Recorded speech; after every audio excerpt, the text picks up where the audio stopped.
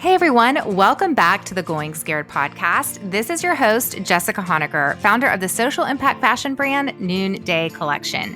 Join me here every week for conversations on living lives of purpose by leaving comfort and going scared. Thanks so much for those of you guys who have left reviews. I love what Ace Girl 6 said. She says, I always learn and feel inspired when I come to the Going Scared podcast. I truly feel like I'm pulling up a chair and listening to two friends chat about social impact, building businesses, and soul care all wrapped in one. My courage is always imperfect, and it's in this space that I get weekly reminders that it's okay because the small things still make a big difference. Thanks so much, Ace Girl 6. All right, today, this podcast came with some technical difficulties, but I have such an incredible producer that I know you're not even going to know that there were technical issues going on. We are in week 4 of our difficult dialogue series where we are learning how to recover the art of difficult dialogue. And I hope you're walking away from each episode as moved as I am. So let me tell you, today's guest is Tim Hightower. I met Tim at a business conference a few years ago, and there were about 50 men and 3 women. And guess what we did? We played paintball. But let me tell you, I was very glad to be on Tim's team. He is a former NFL athlete. He's played for the Saints, 49ers, and others. But he's not just any football star. He is the only NFL athlete to have returned to play after missing 4 seasons due to injury. He is one of the most resilient people that I've had the opportunity to have on the show. And you know, I've had a lot. Off the field, Tim is an entrepreneur and founder of Hightower Enterprises, where he uses his expertise to develop unique health and wellness programs. In this conversation, we get into what is race in the NFL. I mean, I go into uncomfortable waters. He knows I am not a big football person, but I have been very curious about the recent conversations around Black lives and the NFL, and I'm just so thankful that he was willing to go there. You are going to learn so much from today's conversation with Tim.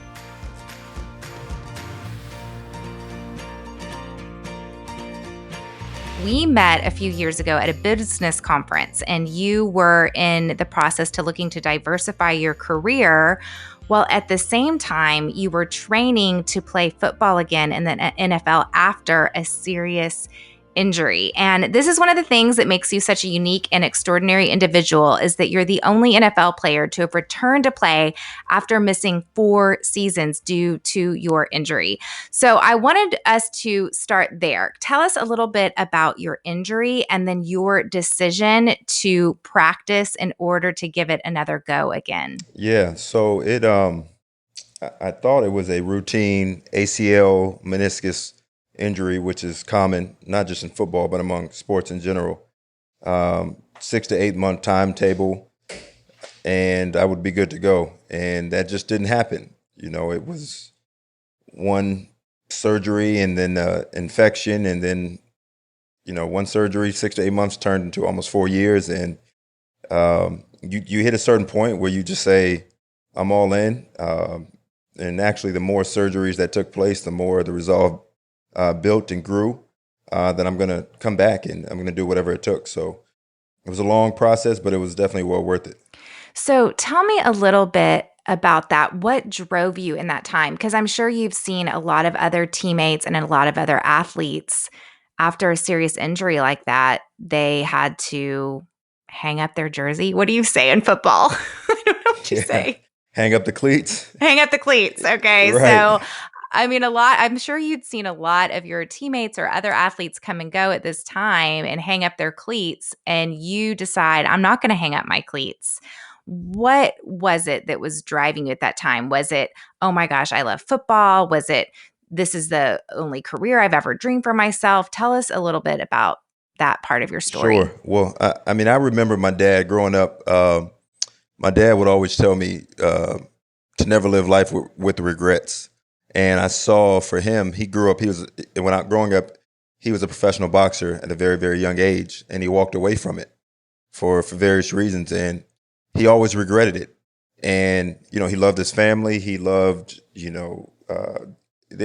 was happy in a sense, but you could always tell that there's something didn't sit right with him. And he always wondered, what if?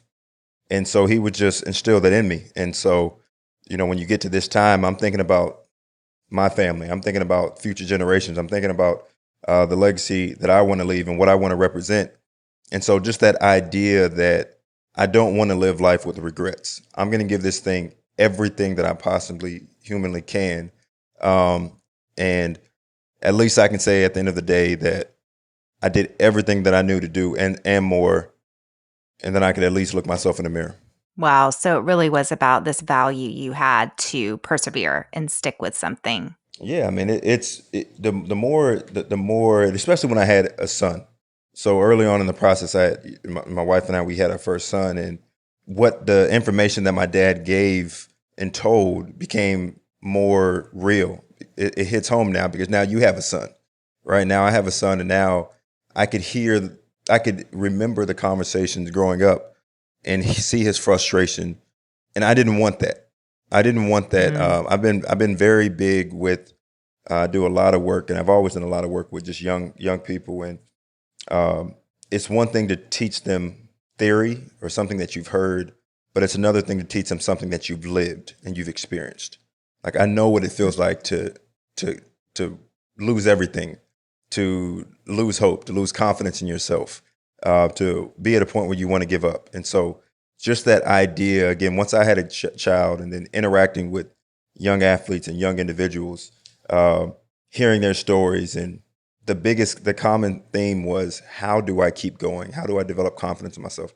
How do I pick myself back up after I've lost it all? And so just that idea that if I can somehow, I don't want to live life with the regrets, one, but if I can somehow figure out how to get through this, what I could represent for so many people. Wow.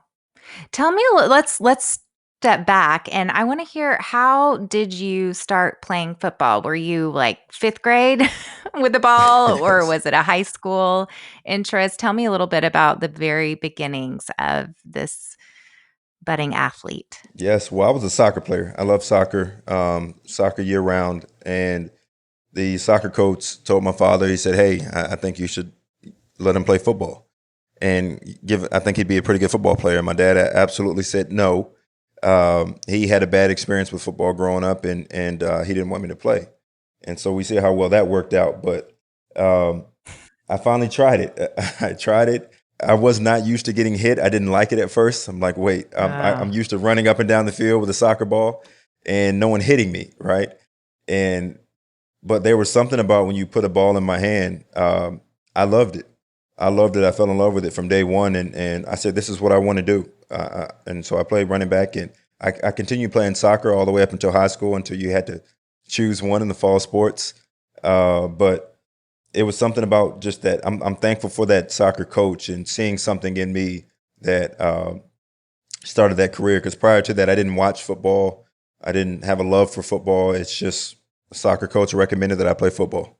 Wow. That's interesting because I have a sixth grade boy who is all in for soccer. He's obsessed with soccer and could care less about football. And it'll be interesting to see what he ends up choosing. So, did the soccer coach think that you would be a more promising football player? Or was he basically saying you'd be really good at football, or was he saying you aren't that great at soccer? That's a great question. I hope it was. I hope it was the first one, but you know what? I don't know, and that's a conversation that I probably should have at some point. And at the time we were living in Tulsa, Oklahoma. We've moved since, and so I have not reconnected with him. But it's one of those things. It's the value of, which is why I love youth sports. While it's very competitive, the thing that you miss is that coaching. And men, especially when it relates to men and young kids, and father figures and mentors and speaking into their lives. What would have happened if I did not have that experience? Someone who saw something in me to encourage me and bring something out of me. And so I just think that's just the power of sports. So, but I hope that it was the first one that he saw something good in me. But hey, I know I was a terrible baseball player, so it's definitely possible. Ruled that out easily. Oh my Yes. gosh. My sixth grader, he hated baseball. He hated like the whole thought of this ball coming at you that could hit you in the face. Okay, so you did move around a lot. So tell me about high school. Did you change high schools several times? What was your football career like in high school? Yeah, so we moved. We did, as you mentioned, we moved around a lot as a family, and so we started out. I was born in California. My dad was in the Marines. We moved to Tulsa, Oklahoma, and then we finally ended up moving to Maryland, to the East Coast. And so it was a lot of transition. So football was the only, and sports was the only. It was the common thread, right? It gave me kind of credibility wherever you go. If you can play sports, right, you have somewhat, you know, you have a community. It's an You have in. people who can kind of, it's an end, right? Okay, he can shoot the basketball, he can kick a soccer ball, whatever it is.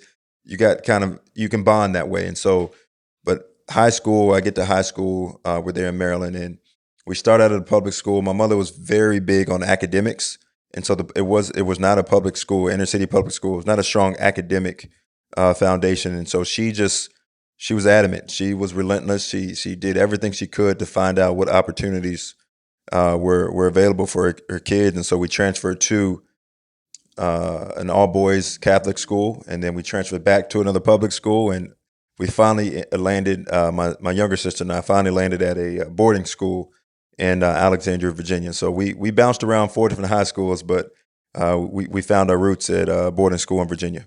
So was it an overnight boarding school? It was 100% boarding. Yep, it was, and you know what? Wow. It was probably one of the best experiences looking back that ever happened to me because it changed. It was a culture shock, definitely at first. I was not used to. It was a completely different lifestyle, right? Just growing up the way I grew up, um, I had never experienced access to information and opportunities, and there's a whole there's a whole other world out here. People, there's a completely different way people live, and even just the educational side of it, the support system that was there on campus. It was nothing like what I had experienced before, and I resented it first, being a young kid, because all I'm looking at is right. You don't come from money. You don't come from these having access to these opportunities, and so you kind of resent. At first, there's a resentment, and you don't feel like you fit in. But the more conversations you have, and the more you kind of get to know people, you're able to appreciate the opportunity and see the positives out of it. Wow. I did not. So it's one of these elitist kind of, I mean, look at me already putting judgmental words to it. But I mean, when I imagine an East Coast boarding school, I'm imagining people that go on that, they've been destined to go to Yale since the womb kind of folks. And then here you come. Yeah, tell me a little bit more about how you did build bridges and how did your football career play out in that setting? So first of all, it was not a. I thought I was going there for sports. Let me just say Did your it mom was. trick you? She definitely did. She knew it was a very strong Episcopal high school in Smart mom. Alexandria, Virginia. I did not. They were there. Sports was really not a focus at that school at all. It was purely academic, very strong academic school, and it was a culture shock as far as culturally, but also academically. Coming from inner city public school, where half the time you're fortunate to have a consistent teacher for the school year, where it wasn't a substitute teacher half the time. To go to a college preparatory environment, my junior year, um, it was a shock in a lot of different ways. And so there was not an emphasis on sports. We had a football team, we had a basketball team, but it was kind of secondary. You had an option of whether or not. So just the focus was different. Where for me, football was my ticket. That was my way out. Right. That was my way Mm. to a better lifestyle for myself and my family. Where these kids were preparing, as you mentioned, for Yale, for the Ivy Leagues, for the Harvards and Princetons, and so the mindset was different. They didn't understand my drive and my focus, where football was everything for me. And I didn't understand these kids because I never even considered Yale or Harvard or Princeton or so it was trying to blend two different lifestyles. A lot of these kids, it was a culture shock for me in the sense that a lot of these kids had never gone to school with an African American prior to high school, and they were maybe a handful of us at that school. And so it was different. It was the first time that I really had this interaction with the different the just the differences in the cultural differences as well as the socioeconomic differences. It was a lot blended for me in high school, but like I said, it was a valuable Mm. experience. Wow. Yeah. So was that process when, I mean, I know code switching, was that something that you were even aware of at the time? Did you begin to sort of code switch and whiten yourself in order to be accepted? Or was there this journey of, I'm going to be me in all my blackness and bring my black experience to this situation? That's a great question, and I have never, if I can be completely honest, I have never been asked about code switching by a white person, and I appreciate that question because I think no, it really is, because I think it's a concept that is just being recognized and acknowledged and now, and I think it's a great thing to bring awareness to that because that is very real. Uh, for me, I think that's one of the reasons why I struggled early on because I refused to wear certain clothing or listen to certain music or pretend that I was interested in certain extracurricular activities when I wasn't. I didn't. My parents didn't hunt. They were not in any type of hunting clubs or golf or clubs or I refuse to kind of accept that their norms and tendencies, and so I I that was probably the reason why I did not kind of fit in at first. But then you kind of learn how to you're learning how to be you unapologetically you without offending others, right? To listen to your Mm. music, to dress the way that you dress, to all of these things without offending others. So, no, I don't think there was any code switching on my part, but it was definitely a challenge of if I'm going to succeed in this environment, I have to learn how to articulate and express myself in a way that's not offensive um, to teachers, coaches, students, uh, because they just didn't understand. They just didn't understand. Again, if I'm the first black kid they went to school with, they just didn't understand why I talked or thought or did um, and behaved in certain ways. And at this point, are you thinking, before you went off to this boarding school, are you thinking NFL already? I told my mother in the fifth grade I was going to play professional football. Okay. So the soccer switch happened early. You knew that's going to be my dream. This is what I wanted. You should just wait. Okay. So she sends you off to this boarding school and you're thinking, okay, good. I'm going to really get to focus on my sport. And then it's an very academically focused school. So I can Yes. understand why there's a little resentment there.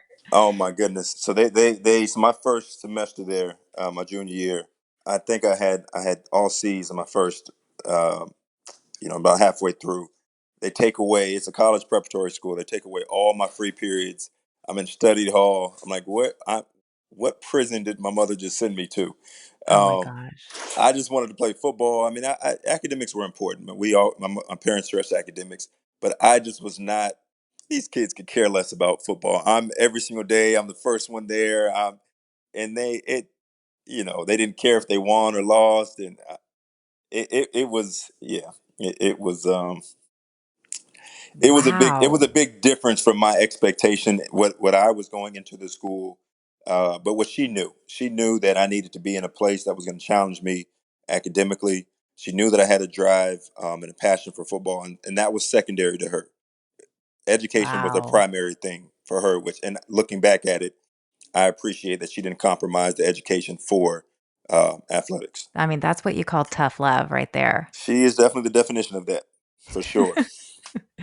Okay, so then you continue to did you think once you got there my aspirations are ruined? Because how does that process look like? You definitely know you need to play college ball if you're going to be going into the NFL.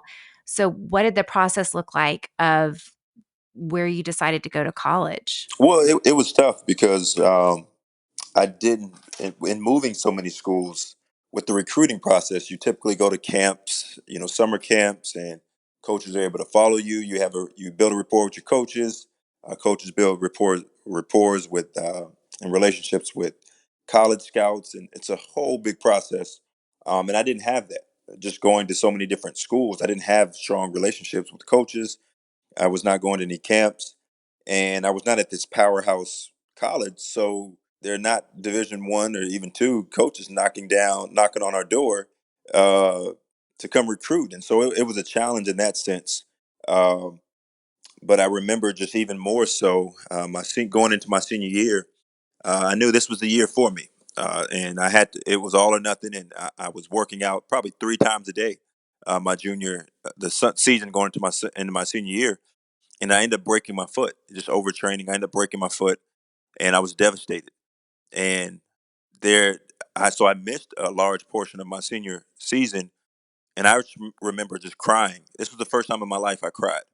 Are you Um, serious? this was the first time out of everything out of all the stuff that I saw, this was the first time because this was the first time I felt hopeless. Uh, I and you're I going into couldn't. your senior year of high school. I'm in my senior year of high school, and I'm being told that I can't play football. And so Wow. for me, it was, well, where's my future? Right? I've been working hard. I've been working towards this. This is my way out for since fourth grade, and I put everything into this, and now I can't play. I have no scholarship, and where's the opportunity? So this is the first time I felt hopeless because football gave me it gave me hope that I could do better and I could succeed further in life, and it was challenging. And finally, I'm not sure how, but my coach, a high school coach, convinced the University of Richmond, whom I had never heard of, a small school in Richmond, Virginia, to take a shot at me. And they came and took a look, and I spoke with them and took a visit to the school, and that was my only scholarship offer. Unfortunately, that's the only one that I needed. Wow. The University of Richmond. That was it. Spiders, the only Spiders. college mascot that's a spider, the only. Oh, that's a new one. That's a new one for me, the Yes, spiders. yes, I the can spiders. understand why. Yes. So now you go to college, and what's that cultural experience like for you? You know what? And Richmond was actually a little bit bigger version of Episcopal, but it prepared me for um, Richmond. Uh, Episcopal prepared me for Richmond. Just the interactions. I matured a little bit, and so the good thing about sports is it you have to settle differences. You have to work through them to for a common cause, right? Like when we go back to our dorm rooms, we may not hang out with each other when you go on vacation or on the weekends, but at least for that period in the weight room on the football field, you got to work together. So it helps you form bonds with guys and learn how to interact with people who don't look like you, don't come from different backgrounds. And so that prepared me for my time at Richmond, because Richmond was not a diverse school either. It was a Southern school, very strong academics, but there were not there. I think there were five black kids in my recruiting class coming in. Wow. So, but it prepared me for where I knew, looking back when I graduated, I didn't get the most out of that experience. I knew that as a kid because I was very shut off, and I just didn't want to, quote unquote, assimilate. I just wanted to get a scholarship, and I just wanted to play football. That was it. Um, and so I was a lot more open to building relationships in college, to interacting with other guys, um, and so it was a lot better experience, I would say, in college than it was in high school. Wow. And so you're in college and you tell your coach, "My eyes are on the NFL. That is my dream." Tell me about your relationships with your coaches in college. Well, I was a very my godmother told me one time, she's a psychologist. She was a psychologist for years, and she told me something that just stuck with me. She said, your greatest strength is also your greatest and can also be your greatest weakness. And for me, my greatest strength was just this resilience from a young age. It was when I set my mind to do something, nobody, either you're for me or you better get out my way, because you're going to get run over. Like, you're not. And that was even my mother. She placed that in me to never let anyone define you and never let anything to define you. And so that sometimes clashed when it came to coaches, right? Because I saw myself as, this is what I wanted, this is how I was going to do it, and this is what I was willing to do to get it. And sometimes, that can be, you got to learn how to be. I had to learn how to be coachable. And Mm. coaches didn't see whether they wanted to change my position, whether they thought I should run a play a certain way. Um, they saw the ambition, but it clashed. I clashed with a lot of coaches early on in my high school and collegiate career, and so I had to learn how to listen and, like I said, be coachable, and to take that ambition and the talent and the work ethic that I had, and allow somebody to mold it and shape it, and direct and guide it. That was something that probably didn't take place until my senior year of college. Whoa, yeah, that took a while. That took a It took while. it took it took a while. It did. Yeah. What happened? Can you point to, was it just the maturity, or was it a conversation with the coach, or was it, gosh, if I'm going to make it further, I need to be coachable? Yeah, that's a great question. And here's one of the things that when you talked about, we were talking about in high school, just the differences and not understanding the differences. And I'm not a victim by anything, and I never play a victim card. But one thing, as a young black male, when you see growing up and you see certain challenges that maybe your father comes up against, you hear conversations about how hard, or certain opportunities that they didn't have growing up, and you start to experience some of these things. You start to develop this this mindset that is like the world is against you, and that like you're not going to let anybody tell you or define you Mm, or limit you. You develop you and you don't know how to separate who's trying to help you, or yet who's trying to hold you back, or who's trying to hold you mhm, back. And I don't think where, if you've never grown up with, like, on the defense, like, why would you be, the questions would be, why are you so angry, or why are you so defensive, or why are you so, but not understanding that, again, not understanding the environment that you grow up in, right? When you mhm, drive to your neighborhood, you're not seeing hardships in your neighborhood. All I see is hardships in my neighborhood. So you become, right, that you start to take on that identity, that of just hardship and just mhm, pain, right? And so in college, small things, just resisting, if a coach is asking you to do something, there's no need for me to resist if he's telling me to tape my ankles and I don't want to tape my ankles. Like, just tape your ankles. You don't we don't have to have a debate about it. Or if he's telling you to run a play in a certain way, or if he's telling you the importance of doing the same thing that every other team player does, it's small things that, but you just get so used to just fighting, right? Having to fight mhm, for everything in life, and having to fight to prove that you're better than, or that you're equal to. And you don't know how to turn that perspective off sometimes, and allow the people who are actually, because there were a lot of comments that would be made that, oh, well, you're well spoken, you're different from the rest of those guys. You're mm, not, were you, you're not like those convicts at Virginia Tech. You went to Richmond, a smart school. That speaks volumes about where you came from, not knowing me at all. So you would hear these things on campus. mm, And so there were a lot of those perspectives, but not everybody was against me. And so learning mm, how to, making a certain point, you asked me, what was it? At a certain point, you say, where am I trying to go mm, as a young kid? What do I want in life, and where am I trying to go? And who can help me get there? And when I start looking at it from that approach, my running back coach, and there's a coach, there was one time I was late for a test, and he benched me in the game, and him and I got into a huge altercation, and he pulled me aside and he said, look, I'm here to help you. mm, And so it's like you have these conversations, and you have this kind of this experience and this enlightenment where you're saying, I can't go around fighting everyone. I can't go around with this chip on my shoulder that the world is against me. At some point, if I want to get to where I want to be, I have to allow people around me, those who want to help me. And so that's where it was a long process, but it started to kind of take shape and form my senior year, fortunately, because I was a captain, and that I needed to be a leader for sure. wow, wow. I'm just having this moment of really the experience of Black men in America, and that is the experience of, is this guy gonna hold me back, or is this guy trustable? I mean, there's just no escaping that experience simply because of the color of your skin. And so it sounds like maybe your senior year, you opened yourself up to trusting. I did. I did. Myself and the head coach, we clashed a little bit, but I was at least willing to listen. And I think Mm, that's the biggest thing that especially when I see young black men, and when people do not understand.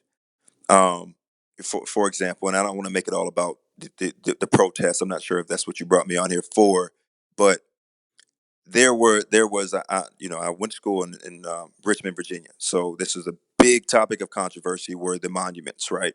And so a friend of mine he lives down there where the monuments are, and he's just disgusted that he's walking out of his house now, and there's all this vandalism. It brought about, like, he was depressed because for the last 2 weeks he's just seen vandalism, and not that I condone that, right? But I said, can you imagine what my neighborhood felt like every day walking home to that? Because Like, this is a white teammate. well, he wasn't a teammate; he's a friend of mine. But he's a white guy. Correct. And so I'm painting a perspective. I'm like, Right. you don't want to see graffiti on a statue for a week. Think about going home to a neighborhood where it's boarded up homes every day. Their cops are nothing but patrolling up and down your neighborhood in the streets. You see, the crack houses and their prostitutes, and there's no hope. And you go Mm, back to that. You wake up to it, and no matter what you can go to school, you can go to the football field, you can go wherever but you come back home to that same reality every single day. mm, You started feeling depressed after a week. Can you mm, imagine living in these environments year after year after year after year? You start to become hardened to certain things. Your mm-hmm, perspective on life is completely different. And so now you come into this environment where you're trying to figure out who's for you and who's against you. mm, Because you feel like, man, what the environment that I grew up in, how could anyone be for me if I just drive 20 minutes down the road and everything looks completely different? mm-hmm, mm-hmm. Right. And so it's not understanding, in high school, kids don't understand that dynamic. If they never came from that dynamic, they've never even No. driven by these neighborhoods. So they don't understand the psyche and the perspectives of why kids are hard and like they're right. And so for me, just trying to talk to young kids, black kids, and say, hey, your life was hard. Yes, understand that. But at the end of the day, you still have to learn how to trust somebody. You got to learn Mm, how to trust people. And when you leave outside of that environment, you have to learn in order to get where you want to be. You can't take that perspective. But that takes somebody who's not judging, who understands where they came mm, from, and says, "Hey, mm-hmm. look, help provide a different perspective to life that you've never had before." And this is what I want to ask you more about the conversations that are currently happening and that you had this kind of conversation recently with a friend of yours. Are you experiencing more a posture of listening from your white friends than you did, say, a few years back? Yes and no. Um, you see both extremes. You see, there have been some who've reached out to me and have just wanted to talk and ask, right? But there have been others who kind of go the opposite direction and just completely resist and say, "I don't want anything to do with this." Um, this is there's so much information going on right now, and they go the complete opposite way. And so it's pretty interesting, the two differences of experiences, right? Mm, Like some people, they'll remember certain conversations um, that we had in high school, or certain experiences, and they'll come back and they'll say, "Hey, like I apologize for this, or I'm sorry about this, or do you remember this when this happened?" So it's been one of the two extremes. Um, I think the conversation that stuck out to me the most was a good friend of mine. Uh, he's a professor at a university, and we had he reached out to me just to see how I was doing, and he had a conversation about he's from Mississippi, and we had a conversation about his father, and his father he had to admit that his father was racist, but he didn't want to call it that. mm, He called it ignorance, and he spoke of his father in a very it was tough because he was very torn. His father's a very well educated, successful man, and I challenged him. I said, for you not to call it what it is, I said, I respect your father because he is your father, and I understand the challenge that this is your father, this is the person who raised you, but yet the reality is, as close friends as we are, if I walked into your home, he wouldn't treat me in a respectful way. That's racist. And it was hard for him. He had to acknowledge, and he was in tears. Mm, And he said, "It's hard for me to call the man that I call my father a racist." mm, And so that was that kind of really showed me where we were kind of in society, that these are tough conversations that as people are wrestling with history, as people are wrestling with family members, and you understand something is wrong, but then to acknowledge it, does that does that taint your history, your family mm. legacy? How does that change the dynamics, the relationships that you've grown up in, things, customs and cultures that you've come to love and know and be comfortable with? And so that was just a big a moment, I would say. Wow. I'm just so eh, I'm so impressed that you are able to enter into a difficult conversation, which this entire podcast series is about recovering the art of difficult dialogue. And you were able to get him to see. I mean, he left that conversation open-hearted and with a new perspective. What do you think it is in you? What are some of your conversation strategies or your listening strategies? I'm thinking back to that conversation you said, "Hey," you gave him an example. If I walked into your dad's home, what are some of as you're having so many of these conversations, what is it that you're doing when someone is able to walk away and kind of feel a little bit differently than they entered the combo? Um, listen, listen, right? At the end of the day, it's there's so much stats that people want to pull up, and you know articles, and you're going to find an article that's going to point, you're going to find a research article that's going to slant this way, you can find, and that doesn't, you're not going to convince me based off of proving statistics, even Mhm. though that one would think that you could show that and say, hey, here, this justifies this action or this feeling. Or people don't care, right? We view life from our experiences, and so Mhm. I have to listen. I may not like what you think, but I got to listen to what your experience is. And so even listening to him, what are you feeling, like, and hearing that his, at the end of the day, his challenge was he was wrestling with how he interacts with his father. Mhm. It had nothing Right. to do with, it had nothing to do with me. It had nothing to, for him it's like, and so me understanding and hearing his experience and listening and appreciating and respecting that allowed him then to hear mine Wow. and say, look, I have nothing against your father. I have nothing against your father. Look, I know the reverence and respect that I have for my father, but guess what? There's some things that I saw with my father growing up that are absolutely wrong. Mhm. He's, a man should never put his hands on a woman. That's wrong. Period. It doesn't mean that I don't love my father. That means that I have to call that what it is, because if I don't Mhm. call it what it is, then I can't correct a wrong that I never acknowledge. Yes. And so it's just like, it's hard to have dialogues when we won't just listen and just hear each other, like hear each other's perspectives. And so I think that's the first thing, um, just hearing and sharing perspectives, and listening. That's been the biggest thing. And then just provide scenarios like, what if? So I had this one conversation with the gentleman, a much older gentleman than myself. He was probably in his late 60s, and very candid. It turned into about a 5 hour conversation, if I'm honest. Wow. I mean, it's because once the floodgates started, he Uh, had so many questions. And he said, can I just, this is a safe space. He wanted to ask a lot of questions. And so I said, look, you're a very educated guy. You went to UVA. And I said, think about it. I said, you could have grown up. I said, from the time you were young, you went to private school all the way up. You went to private school from kindergarten, went to high school, you went to the best private school, best college. I said, you could have gone your whole life without interacting with a black person. Think about that. He's like, what do you mean? I said, well, you went to this private school, right? I said, did you have any black classmates? He said, no. It's okay. You went to this high school. Did you have any black classmates? He said, no. I said, at your school, did you graduate? He said, no. So now where you work, do you have any black coworkers? I said, no.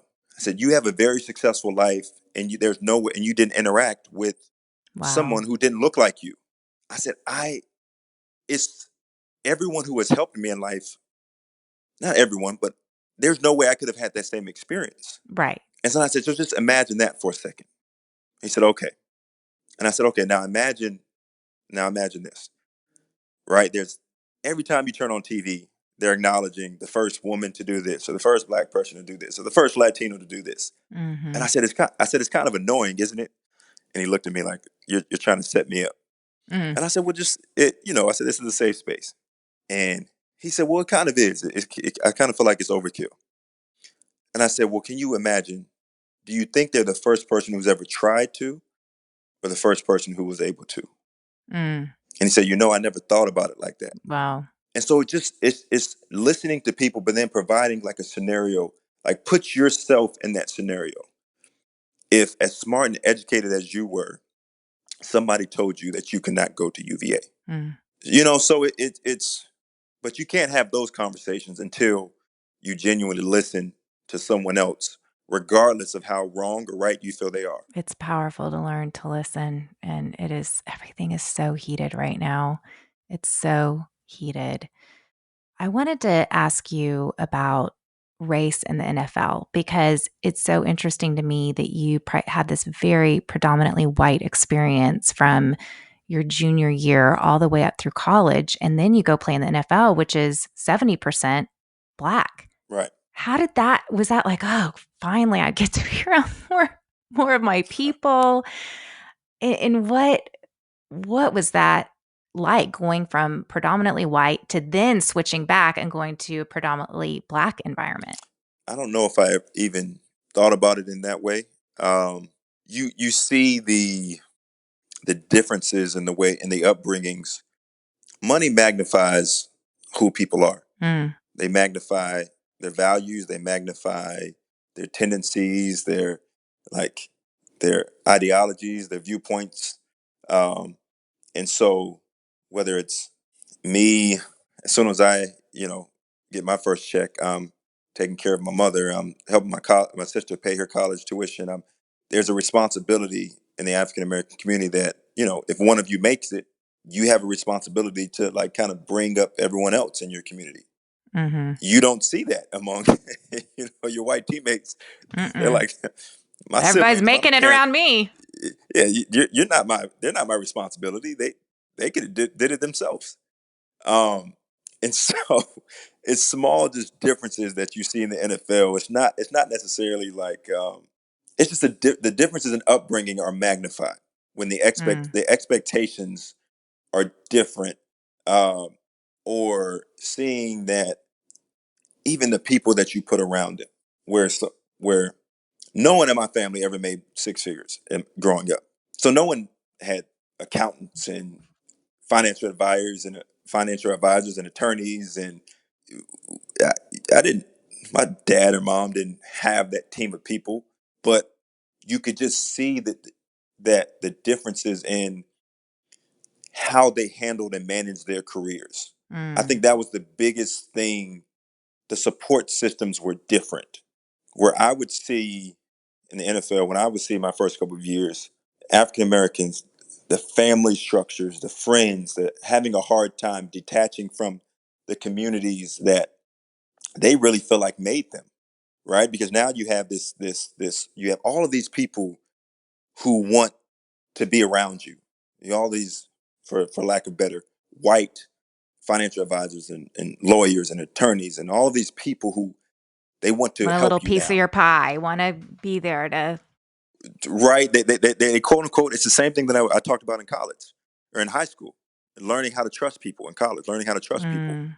And so you have these young black athletes who the only people they've ever trusted are the people in their neighborhoods because those are the only people who looked out for them. And so now they're trying to become a professional. But how do I trust these people? But yet you need the wise advisors and mentors and people to help you manage money, say no to people, invest in, make wise investments and decisions. And you do have to cut yourself off from some of the communities and some of the people and activities where you came from. You can't take care of everyone in your family. And so I think Mm. that was the biggest just difference, that dynamic gets magnified whenever you step into that professional environment. Let me ask you this with that context in mind that the African American young NFL player is thinking, you know, this paycheck is going to pay for my mom. I'm finally going to get her to get that house, or my younger brother that's still in school, I'm going to pay for his college. Does that level of responsibility, do you think, is there a certain level of fear when it does come to speaking up about race? And I'm thinking back to the Colin Kaepernick 2017. He kneeled about a year after you were on the 49ers team. And first of all, I just have to be transparent. When the kneeling happened, I've already told you this, that I'm not a huge football person. So, but when the kneeling happened, I did have that visceral reaction of that's not patriotic. And I had a typical white response of offense. I was offended by the kneeling. And then more recently, when George Floyd was murdered, I was online and I saw Drew Brees, his first comment about kneeling, which was right. I mean, it was maybe 2 days after George Floyd's murder. He doubled down on his disagreement with those who were kneeling during the playing of the national anthem. But then he quickly got so much pushback, and many of his teammates went online and were crying and were saying, "Can't you see from my perspective that protest and taking a knee, it's not about disrespecting the flag. It's about demonstrating a respect for something different." And then Drew came back and he wrote an emotional apologies. And he said that his comments lacked awareness, they lacked empathy, compassion, and he went on to make some big comments that he condemns the years of oppression that have taken place among Black communities and that still exists today. Are you seeing a difference now in Black athletes being able to speak out, or is there a fear? Hey, I'm taking care of my family, so I gotta walk a tightrope. Because let's face it, the people in power in the NFL are not Black. I mean, they're white. I mean, there's a handful of Black coaches even in the NFL. Yeah, that's an important. It's such a huge dynamic, and I'm encouraged by guys sharing their experiences. There's a The challenge is, um, with social media, everyone is able to just express an opinion, right? And once you push that send button, It's out you there. express a thought. It may not be flushed out. It may not understand the full context, but it's just out there.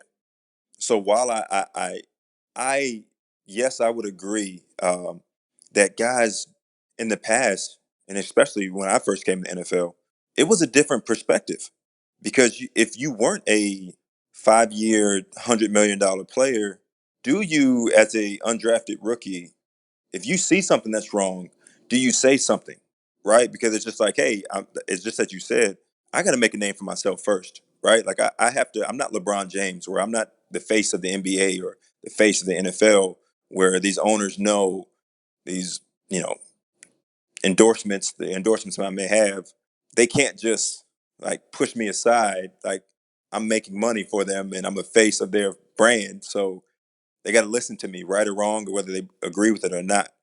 And so there is that divide of what should we say? And being that the owners are predominantly, or not predominantly, are all white, and then the faces of, especially football, when it comes to quarterbacks are the face of the league.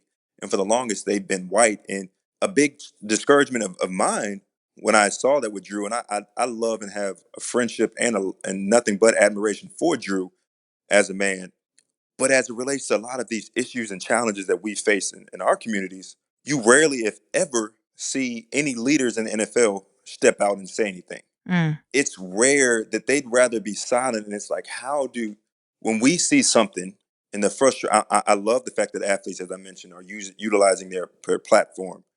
And the challenge is, well, why would you complain if you're so oppressed? How are you making millions of dollars? But yet, again, you got to hear my experiences. How can I separate myself? I'm still trying to struggle with being a professional athlete, but yet I come back to the same community, my cousins and my friends and family members. I'm doing nonprofit work, I'm doing camps in these communities. I'm going back to the communities where I came from. I'm hearing Mhm. their stories. I'm seeing the life that they live. I'm hearing their experiences, but yet just because I made it, that's not a reality. And I'm supposed to act like that's not a reality. I'm supposed to act like me just running a football is changing their life. Mm, It's not. It's not, right? Like the reason why I got in this position was so that I could be a force for change and an advocate of change in those communities. Because if I don't go back, who is? mm, And so it was frustrating when I saw that and just seeing on a larger scale people not understanding what this is about, not mm, understanding. Um, I hate that it became a controversy of the flag and people have different experiences. I get that, and I hear Drew's experiences of, and I respect his position of having admiration and respect for his grandfather. But then that's when the other side comes in and says, okay, well, that same, just like I heard my friend, well, that same respect you have for your dad in love, I didn't get that. I don't, your dad would treat me, he wouldn't treat me the same way that he treated you. Is that okay with you? mhm. Because that same, Drew, my grandfather fought alongside with your grandfather and was not treated the same way that your grandfather was treated. So at what point do we say, okay, I respect the history, I respect my forefathers, but yet I do not agree with, I acknowledge your experiences are different. And moving forward, I'm going to do everything in my power to make sure that our kids can have an equal playing field together. Mm. And so it's just, it is very frustrating the time that we're in, because I think as soon as something happens, we immediately look at it from our perspective and our lens and not try to just understand why somebody may be crying out or why someone may take that perspective on something. We immediately become defensive, and there's no way we don't progress when we're in that perspective, when we take that stance in that perspective. Were you encouraged when he came out and apologized for speaking up about that and that he s- admitted his weaknesses? Or was that, did you think, oh, he's just covering his ass? Or was it, did you feel like, is there a new conversation happening, I guess is what I'm, because I had felt, and I'm like, oh, maybe it's just my whiteness, where I thought, oh, more white people are seeing, they're waking up, they're willing to look at this other perspective. But it sounds like you're kind of in this, yeah, some people are, but some people are just digging their heels in. Completely. Some people are just digging their heels in it, and some people are. Was I? I don't know it came from. I never tried to. Uh, You didn't go down the Instagram bunny trail. Yeah, I don't try to judge someone's heart and was it sincere and all this. The only thing that I hope comes out of it is I hope that if anybody, he has been in the NFL, he has played alongside, he's been in the locker room with African American and people of color teammates for years. And what I hope this for him and for many of us is maybe you don't know your quote unquote brothers in the same in the way that you thought that the way that you thought you did. And Mm, maybe this is an opportunity if we call ourselves family and brotherhood and all that kind of stuff. But yet, I have a friend of mine who he just lost his daughter. When he's sharing with me his experience, it's not about me at that point. It's not about me. He's going through something. And it doesn't matter about what I think about it, it doesn't matter about how I feel about it. It's this is my brother, and my brother is hurting, and I need to listen to my brother, and I need to find out how I can be a support system for my brother, whether I understand it, whether I agree with it or not. And so that's what I hope. The apology, that man, cool. I mean, we're all going to say something. We're all going to put our foot in our mouth, and whether he stands by it or not, fine. But what I more so hope is that him as a leader and the respect that he has earned in his community and that in the locker rooms, that he starts to take and have some conversations and start to find out what are the experiences of those around him. mm, How can I better get to know and understand my teammates? And I think when they see that, that's going to resonate more than an apology. mm. I think that is a really good place for us to land because, we're now a few months out of a little bit of the intensity right after, the murder of George Floyd. And I think that a lot of white people, posted online. And it's easy to think that, standing up for a couple of weeks is that was brave, and now you're into your next part of your life. And I mean, that is what white privilege is, white people privilege is just being able to walk away, and privilege is being able to turn off the TV and not be in a neighborhood where racial issues are impacting you day in and day out. And I love that your call is not to just, have an apology or speak up on social media, but to really enter in with other people and be a listener. We can talk all day, but what I will say is, there's a young girl who I'll finish with this. That there's a young girl at a high school who asked me. She said, "Tim, do these conversations get any easier?" And I said, "No, they get harder. The older we get, Mm, the more we get. We form our opinions, form our experiences about the way life is, the way the world is, and it gets harder. But we still have to continue. We have to, if we want things to change, we have to change. We have to have these tough conversations. And so, if that means when we learn better, we must do better. So, if that mhm, means that we have to reshape the conversations that we have with some of our family members, some of the experiences that we had, that it's not apologizing for them. It's just once we recognize it, we make better choices, mhm, right? Hey, I didn't know any better. And I think that's the challenge from talking to a lot of white friends, and I call them family members because a lot of them are like family to me. That I'm not telling you to apologize for who you are.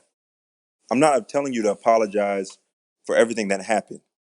All I'm asking is that you hear and that you listen and you try to see mm, things life from a different perspective. You try to understand where I'm coming from, and then that when you understand, that you share that with other people. Because mm, if you don't understand, then chances are the people who are around you don't understand. And the chances are the people who are around them don't understand. So mm. as you have the courage to listen, hear, and change behaviors, have those conversations with those around you, and then hopefully they'll keep having those conversations. And then hopefully we can start to move forward in a better place.